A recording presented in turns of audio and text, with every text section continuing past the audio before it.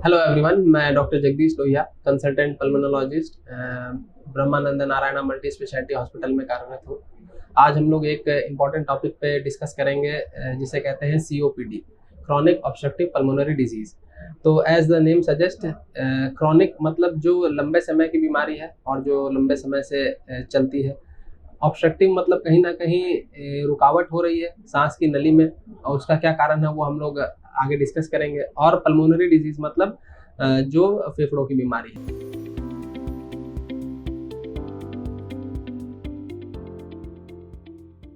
अब इसके अगर हम रिस्क फैक्टर्स की बात करें कि ये हो क्यों रहा है, तो मोस्ट कॉमन जो कॉज है वो है स्मोकिंग, या फिर किसी भी तरह से धुएं का जो है एक्सपोजर होना।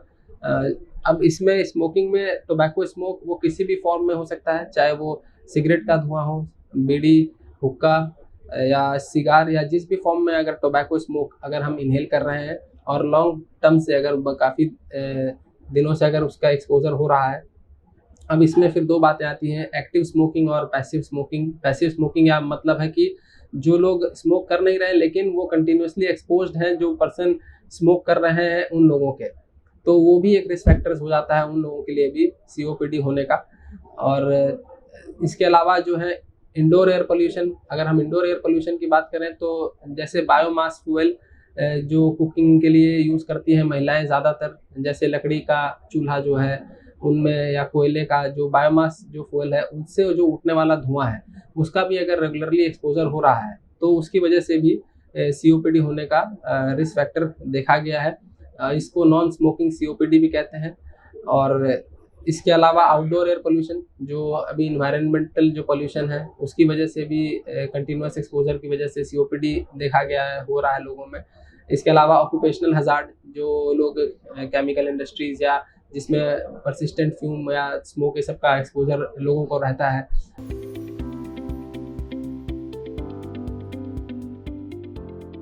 इसके अलावा अगर हम बात करें कि क्या इसके लक्षण हैं, क्या इसके साइन और सिम्टम्स हैं, तो जो COPD के पेशेंट्स होते हैं वो ज़्यादातर अमूमन 40 साल या उससे ज़्यादा की उम्र के होते हैं, क्योंकि इन लोगों में क्रॉनिक स्मोक का एक्सपोजर का हिस्ट्री रहता है।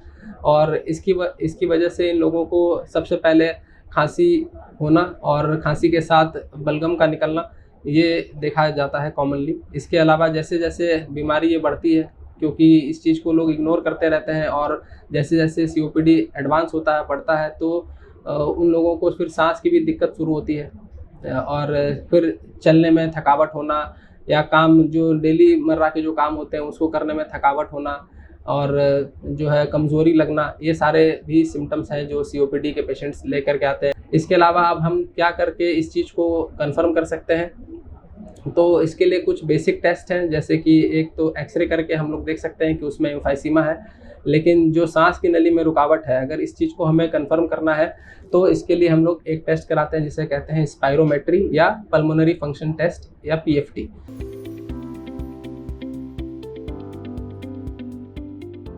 ट्रीटमेंट की बात करें या इसके मैनेजमेंट की बात करें, तो जैसा हम सभी जानते हैं prevention is better than cure. तो सबसे पहले पेशेंट्स को जो है किसी भी तरह का जो स्मोक का एक्सपोज़र है, बेहतर है कि उस स्मोक के एक्सपोज़र को अवॉइड करना चाहिए।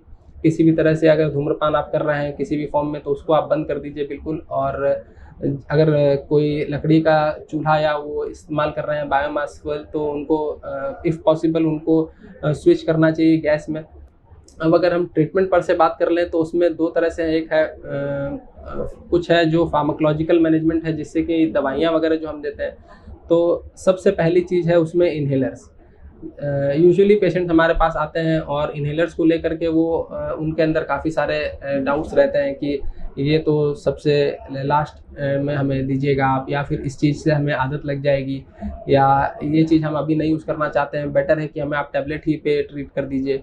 पर मैं ये कहना चाहूँगा कि जो हम टैबलेट्स देते हैं अगर आप देखेंगे तो वो होती हैं मिलीग्राम्स में। उसके अलावा जब हम इन्हेलर्स की अगर हम बात करें तो वो होते हैं, उनकी डोजेज होती है माइक्रोग्राम्स में, तो कंपैरेटिवली बहुत ही कम डोजेज में है। और वो डायरेक्टली हमारे इन्हेलर्स जो हैं वो डायरेक्टली हमारे लंग्स में जाते हैं, तो बहुत कम डोज हैं जो हमारे लंग्स में जाती हैं, हमारी सिर्फ सांस की नली पे काम करते हैं वो, तो उनके साइड इफ़ेक्ट जो सिस्टमिक साइड इफ़ेक्ट हैं, जो दूसरे ऑर्गन पे जो साइड इफ़ेक्ट हैं वो टैबलेट्स के मुकाबले काफ़ी कम होते हैं, क्योंकि टैबलेट जब हम लेते हैं तो पहले ब्लड में जाती है, फिर ब्लड के थ्रू सारे सिस्टम्स होते हुए फिर हमारे लंग्स पे आके काम करती हैं। तो इसीलिए इन्हेलर्स को डेफ़िनेटली अगर सीओपीडी डायग्नोज़ हो रहे हैं, अगर आपके डॉक्टर आपको प्रिस्क्राइब कर रहे हैं तो इन्हेलर्स लेने में हिचकिचाइए नहीं। तो अब अगर हम बात करें कि इसको कैसे, इसके साथ में और हमें क्या-क्या चीज़ें हैं जो जाननी ज़रूरी हैं, जो सीओपीडी के पेशेंट्स को जाननी चाहिए।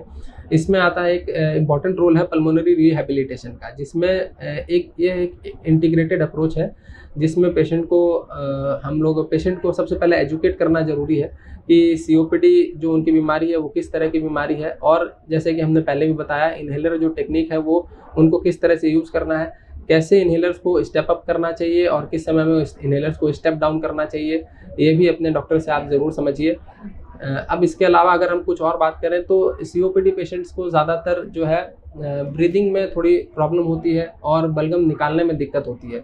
तो उसके लिए कुछ एयरवे क्लियरेंस टेक्निक हैं जिनको हमें जानना चाहिए, जिसमें कुछ डिवाइसेस भी आती हैं, एकापिलर डिवाइस, फ्लटर डिवाइस। इसके अलावा कुछ ब्रीदिंग टेक्निक्स हैं जिसमें डायफ्रामेटिक ब्रीदिंग या पर्स लिप ब्रीदिंग कहते हैं हम, वो भी उन पेशेंट्स को सिखाया जाता है जिनसे उनको सांस लेने में आराम हो और बलगम निकालने में आराम रहे उन लोगों को।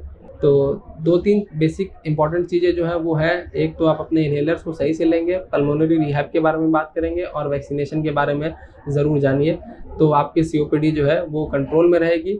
ये बीमारी आगे बढ़ने से और मुश्किल होगी, तो इन सब चीज़ों का विशेष ध्यान रखना ज़रूरी है। Thank you.